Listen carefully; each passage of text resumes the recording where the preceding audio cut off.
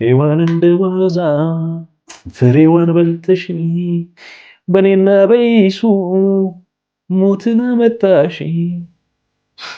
ካምጣልን ልትልስ ነው አይደል?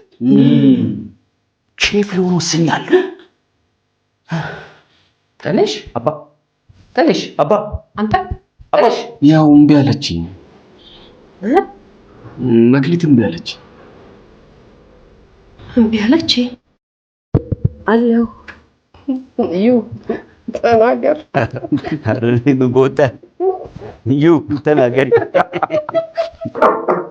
ምን አለበት አሁን ደስታዬን ተናግሬ እስከምጨርስ ለአንድ ደቂቃ ዝም ብል። ውይ ሰው አወኩ ተብሎ የማያልቅ ፍጥረት።